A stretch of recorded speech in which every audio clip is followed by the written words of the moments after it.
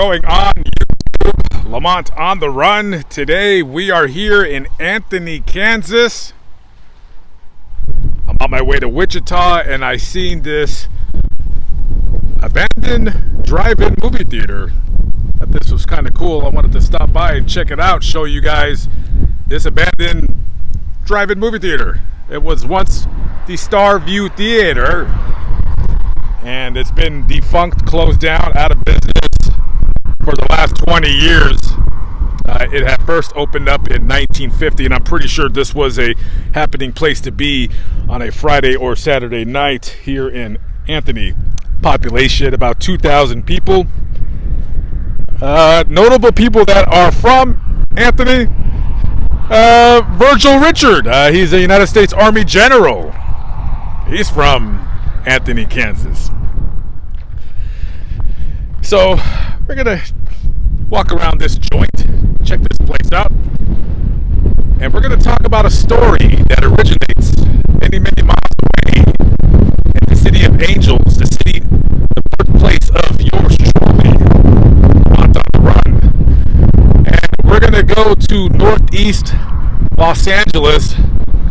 We're gonna go to that section of town that is run by a very well-known and notorious criminal gang known as the Avenues. The Avenues, they have been a gang, say for the last 50 years or so.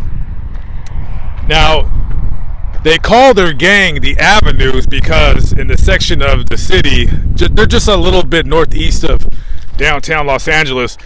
The streets over there are avenue numbers. For instance, Avenue 43, Avenue 42, Avenue 41, so forth and so on. So they call themselves the Avenues. And they have been a part of quite a few well-known murders in that area. And one murder in particular that garnered a lot of news attention in Los Angeles was the murder of 27-year-old Juan Abel Escalante. He was a father of three, and he worked in the Los Angeles County Jail as a jailer. So in Los Angeles, when you get a job with the sheriff's department, before you could hit the streets, you have to work. You have to work at least 18 months, maybe 2 years in the jail before you get to work out on the street. So that's what he was currently doing before he would be transferred to the patrol division.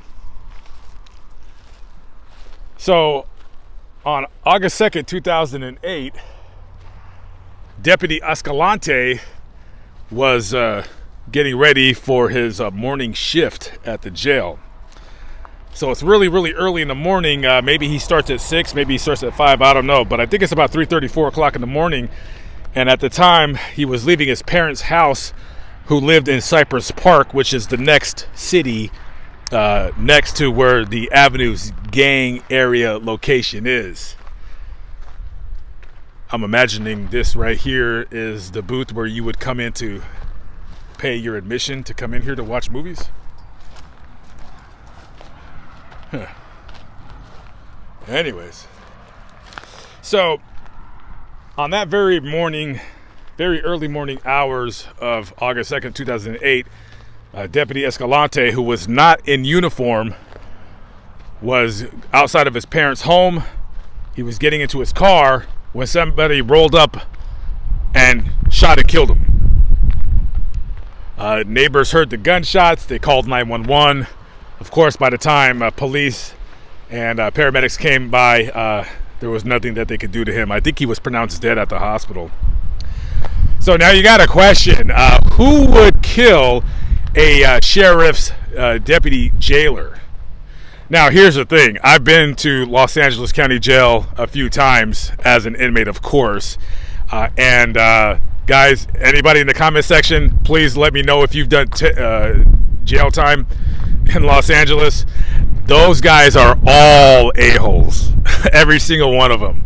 Now, you might have a few outliers there who are cool and, they'll treat you with respect. But for the most part, the few times that I've been to jail over there, and I'll probably get into more at a later date in time about my experiences at this place, they're all a-holes.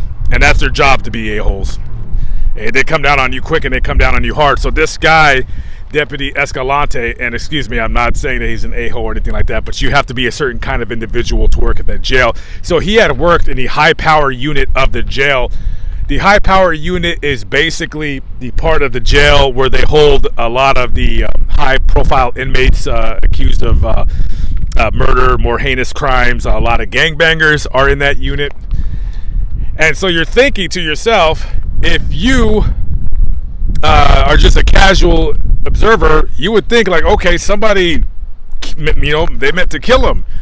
Maybe they were in jail and he treated them badly and they came back and killed him. That's what I thought when it originally happened. But that is not the case. Now, it took a few months to figure out everything that happened in this matter. But after careful investigation and them looking all over for the killer of Deputy Escalante, 4 members of the Avenue Street Gang were arrested and charged with his murder. It was one 24-year-old Carlos Stoney Velasquez, one 20-year-old Guillermo Hernandez, one, I don't know his age right here, might be 18, Jose Little Psycho Renteria, and another member, Armando Albaron. The last one, Albaron, he was actually caught in Mexico. I guess he fled. So they get these 4 guys and they throw them in jail. Now, they're all each held separately in different parts of the Los Angeles County jail system. You don't want those guys together because, a lot of gang members, they have a code of no snitching, no telling, this, that, and the third. So eventually the truth comes out on why they killed him. So, like I said earlier, you think that they killed him because he treated one of them like crap and they wanted some revenge? No, not at all. This was nothing more than a mistaken identity. That was the only reason why he was killed. You see, because Deputy Escalante lived in Cypress Park, and that is the biggest rivalry with Avenues, is probably that gang, Cypress Park, because they're the ones that are the closest in proximity to their neighborhood, as you can see on that gang map right there. So they thought, for some unknown reason, because maybe he had a shaved head and he was a male Latino, they mistook him for a member of this gang, Cypress Park, and that's why they shot him. The trigger man was Carlos Velasquez. So they ended up being found guilty of murder. Now the trigger man, let's come in here real quick and see what's inside. Hello, anybody home? Yes. Wow. So the trigger man, Velasquez, he ended up getting life in prison. And the other 2 individuals, I think what's his name, Renteria, and the other guy, they ended up getting 25 years in federal prison. The 4th one, he might have got the same sentence as well. There's not a whole lot of information on this case. I have absolutely no idea why, but it is what it is. I wonder what this is or was. This was probably like the projector room where they would show the movies. That would really suck if this place just all of a sudden came crashing down on me. That would really suck. That'd be cool if I found a dead body right now so I can get a viral video. I really, really need one. But yeah, anyway, so the trigger man, Velasquez, he ain't never getting out of prison. And the other 3 guys, they're probably still in prison because if they all got 25 years, you got to do 85% of your fed time, so they ain't going anywhere. Looks like some birds were just doo-dooing here. Anyways, I might actually do this story when I get out to Los Angeles for my other channel. I don't know yet. I wanted to throw in some gang-related content because I know you guys love my gang stories, huh? You guys love my gang stories. Anyways, leave a comment below. Tell me what you think about whatever. Oh, there's the old popcorn machine. Okay. These look like they would go over the wheels of an 18-wheeler. You got an old pop machine. Does it still work? That'd be funny if Coca-Cola came out. Nothing. Damn it. Well, anyways. Okay, guys. Lamont the Explorer is out of here. Leave a comment below. Tell me what you think about the story. Tell me if you've been to Los Angeles County Jail before.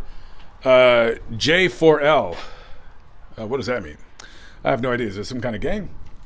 And also, let me know if you are from a gang in Los Angeles. I just want to know what gang you're from. All right, guys, I got to go. I got to hit the road. I'll catch up with you later.